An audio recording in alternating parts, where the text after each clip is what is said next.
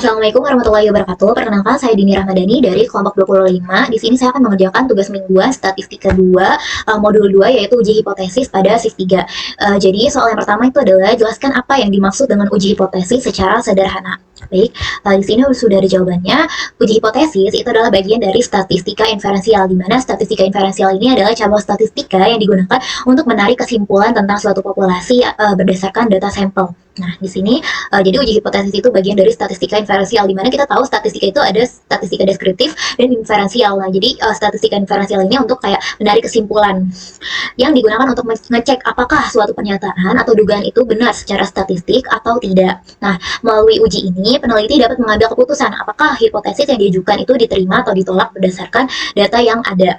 Dengan kata lain, uji hipotesis ini membantu membuktikan apakah suatu anggapan benar-benar didukung oleh fakta atau hanya sekedar teori saja.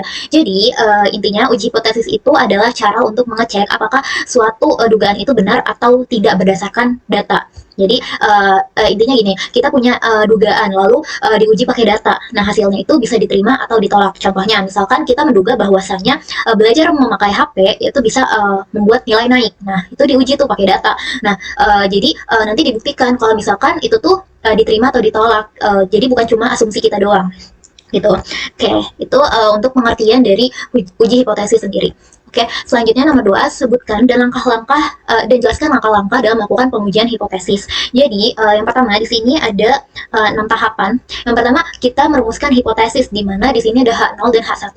Jadi, pada tahap ini peneliti itu menetapkan dua pernyataan, yaitu hipotesis 0 atau H0 sebagai dugaan awal yang biasanya menyatakan tidak ada pengaruh atau perbedaan, dan hipotesis alternatif atau H1 yang menyatakan adanya pengaruh atau perbedaan. Jadi H0 ini atau hipotesis 0 ini adalah dugaan awal, biasanya itu tidak ada pengaruhnya gitu. Kalau misalkan H1 atau hipotesis alternatif, nah itu dugaan tandingan atau ada pengaruhnya gitu. Nah, itu langkah yang pertama, kita merumuskan hipotesis, di mana itu H0 atau H1 gitu kan. Terus menentukan taraf signifikansi. Jadi taraf signifikansi ini adalah batas toleransi kesalahan dalam pengambilan keputusan. Nilai yang umum digunakan itu adalah 5% atau 0,05, yang berarti peneliti ini menerima kemungkinan kesalahan sebesar 5% dalam menolak hipotesis 0. Jadi ini batas kesalahan yang ditoleransi, biasanya itu adalah 5%. Artinya kita tuh siap salah kecil 5% dalam ambil keputusannya. Kemudian yang ketiga, memilih jenis uji statistik yang sesuai. Peneliti memilih metode uji yang tepat berdasarkan jenis data dan tujuan penelitian, seperti uji T untuk sampel kecil, uji Z untuk sampel besar, atau chi-square untuk data kategorik. Jadi pada tahap ketiga ini kita memilih metode sesuai data, misalnya kayak uji T, uji Z, atau uji chi-square, dimana di sini kayak uji T ini untuk sampel yang kecil, uji Z untuk sampel yang besar. Jadi kita memilih jenisnya. Kemudian yang selanjutnya kita menghitung nilai uji, nilai statistik uji. Pada langkah ini data yang telah dikumpulkan diolah untuk mendapatkan nilai hitung, misalnya T hitung, Z hitung, atau X kuadrat hitung, yang akan digunakan sebagai dasar pengujian. Jadi data dihitung sampai dapat nilai, misalnya T hitung atau Z hitung. Kemudian selanjutnya menentukan daerah kritis atau nilai p-value. Peneliti menentukan batas penolakan hipotesis 0 melalui daerah kritis atau membandingkan nilai p dengan taraf signifikansi. Jadi ini menjadi acuan apakah hasilnya signifikan atau tidak. Jadi pada tahap ini tuh kayak membandingkan hasil hitung dengan batas atau lihat p-value-nya. Kemudian yang terakhir itu mengambil keputusan atau kita menarik kesimpulan, yaitu langkah terakhir membuat kesimpulan apakah hipotesis 0 itu diterima atau ditolak berdasarkan hasil perbandingan nilai uji dengan kriteria yang telah ditentukan. Jadi kalau misalkan memenuhi syarat berarti H0-nya ditolak, kalau misalkan tidak memenuhi syarat berarti H0-nya diterima, seperti itu. Oke, selanjutnya soal nomor 3, jelaskan perbedaan antara left tail test, right tail test, dan two tail test. Jadi dimana kita tahu left tail test itu adalah uji satu sisi kiri, dimana left ini adalah kiri ya. Jadi uji ini tuh digunakan ketika hipotesis alternatif menyatakan bahwa nilai parameter, misalnya rata-rata, itu lebih kecil dari nilai yang diuji.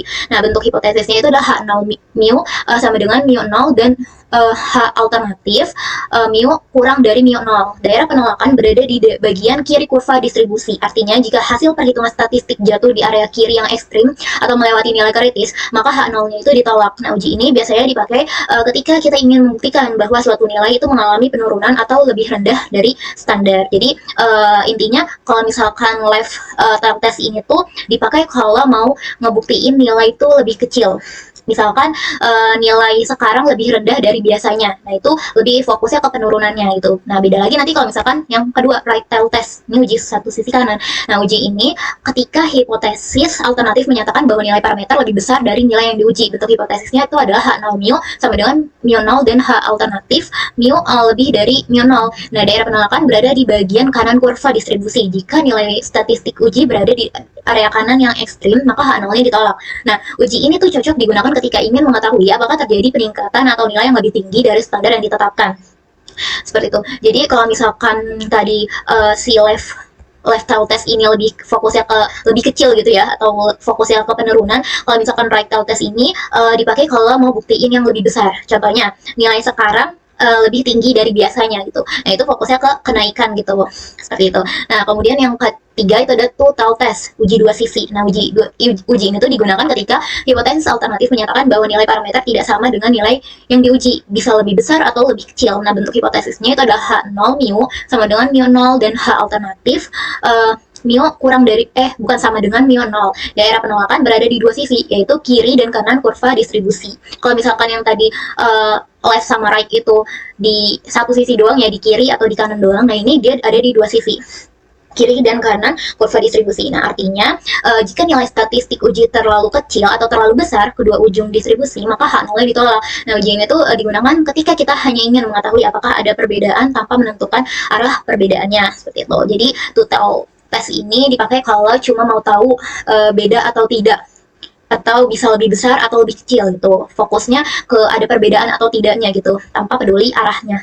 Seperti itu untuk total test. Kemudian yang soal nomor 4 itu berikan 2 contoh pengaplikasian uji hipotesis dalam kehidupan sehari-hari. Nah, ini dalam sebuah penelitian jurnal dilakukan uji hipotesis untuk melihat apakah penggunaan teknologi informasi berpengaruh terhadap prestasi mahasiswa. Nah, hasil uji itu menunjukkan apakah H0 diterima atau ditolak, sehingga bisa disimpulkan ada atau tidaknya hubungan antara penggunaan teknologi dengan hasil belajar. Artinya, dalam kehidupan sehari-hari, uji hipotesis dipakai untuk menentukan apakah suatu faktor, misalnya gadget atau IT, benar-benar berpengaruh atau tidak. Kayak gitu. Jadi diteliti lah pada jurnal ini apakah penggunaan HP itu berpengaruh ke nilai mahasiswa gitu. Hasil ujinya kalau misalkan ada pengaruhnya maka H0-nya ditolak, tapi kalau misalkan tidak ada pengaruhnya si gadget ini maka H0-nya diterima. Jadi kita tahu itu benar atau cuma dugaan kita aja gitu kalau misalkan si gadget ini berpengaruh ke prestasi mahasiswa. Kan. Nah, itu contoh pengaplikasian hipotesis. Nah, selanjutnya yang kedua itu penelitian dalam jurnal lain. Penelitian ini menggunakan uji hipotesis, uji T, dan uji F untuk melihat apakah pelayanan dan harga mempengaruhi kepuasan. Nah, hasilnya menunjukkan bahwa kedua faktor tersebut berpengaruh positif dan signifikan. Artinya, hipotesis alternatif itu diterima. Jadi, pada contoh kedua ini tuh misalkan di toko online shop gitu dicek apakah pelayanan dan harga itu mempengaruhi kepuasan. Nah, kalau misalkan hasilnya berpengaruh, si harga dan pelayanan ini berpengaruh ke kepuasan pelanggan, berarti itu penting untuk diperbaiki gitu. Kalau misalkan tidak, berarti itu bukan salah satu faktor utamanya. Seperti itu. Dan di sini ada soal terakhir. Nah, ini soal terakhir contoh penyelesaian uji hipotesis menggunakan software ya. Di sini kita akan menggunakan RStudio. Kita baca soalnya terlebih dahulu. Sebuah perusahaan minyak goreng menetapkan bahwa volume rata-rata produknya tidak melebihi 900 ml. Pengujian dilakukan dengan tingkat signifikansi 5% dan ukuran sampel itu 25 botol. Diasumsikan bahwa volume rata-rata sebenarnya itu adalah 930 ml dengan standar deviasinya 50 ml. Hitunglah probabilitas terjadinya kesalahan tipe 2 rectile. Oke, tadi kan kita udah bahas ya dari left tail, kemudian right tail, terus juga two tail. Nah, di sini kalau misalkan si right tail ini tuh uji satu sisi kanan. Oke, kita masuk aja ke si RStudionya. Nah, di sini saya sudah ada sintaksnya. Kemudian kita yang pertama tadi kan tahapan untuk untuk uji hipotesis itu kan yang pertama adalah menentukan hipotesisnya. Jadi, kalau misalkan H0 mu-nya kurang dari sama dengan mu 0 atau rata-rata setiap kemasan minyak goreng memiliki berat tidak melebihi 900 ml. Nah, kalau misalkan dugaan yang kedua H1 itu mu-nya lebih dari mu 0 atau rata-rata setiap kemasan minyak goreng memiliki berat melebihi 900 ml. Nih, di sini kan kita tahu kalau misalkan uji kanan itu seperti ini.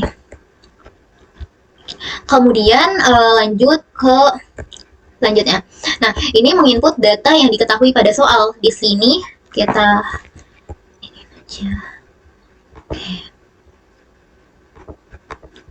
Nah, di sini N-nya itu 25. N di sini adalah ukuran sampelnya 25 botol. Kemudian M di sini itu adalah 900 ya. Jadi sebuah perusahaan minyak goreng menetapkan bahwa volume rata-rata produknya tidak melebihi 900 ml. Jadi 900 di sini tuh adalah si apa sih volume rata-ratanya atau rata-ratanya yang diuji gitu kan. Kemudian kalau X bar sedia 930 itu dari sini diasumsikan bahwa volume rata-rata sebenarnya itu adalah 930. Jadi 930 ini rata-rata dari sampel. Kalau misalkan 900 ml ini adalah rata-rata yang diuji. Kalau misalkan si X bar ini adalah rata-rata dari sampel, hasil nyata dari lapangannya gitu. Kalau misalkan sigma di sini 50 itu adalah standar deviasinya. Standar deviasinya itu adalah 50. Kemudian kita mencari nilai kritisnya, di mana di sini dibilangnya tingkat signifikansinya itu adalah 5%, berarti 0, alpanya 0,005. Kita masukin rumusnya Z alpha Q norm 1 kurang alpha. Kemudian untuk menampilkan hasilnya print Z alpha di situ. Kemudian selanjutnya menghitung batas kritis rata-rata sampel untuk menerima si H0-nya dengan cara X kritikal M ditambah Z alpha dikali sigma dibagi akar M. Nah ini X kritikal nih, nanti akan menampilkan hasilnya. Kemudian menghitung Z beta, kesalahan tipe 2, Z beta X kritikal dikurang X bar dibagi sigma dibagi akar N. Kemudian beta P norm Z beta.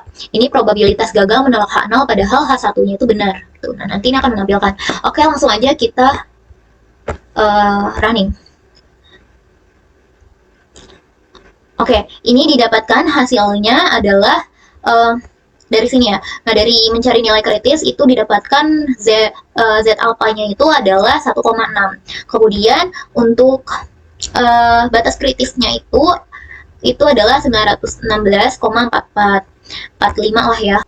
Oke, ini kan didapatkan hasilnya itu adalah 0,087 atau dibulatkan 0,088. Nah, kalau misalkan dijadiin persen kan jadinya 8,8%. Jadi kesimpulannya ada kemungkinan sekitar 8,8% kita tuh gagal mendeteksi bahwasanya si rata-rata sebenarnya itu lebih dari 900 ml.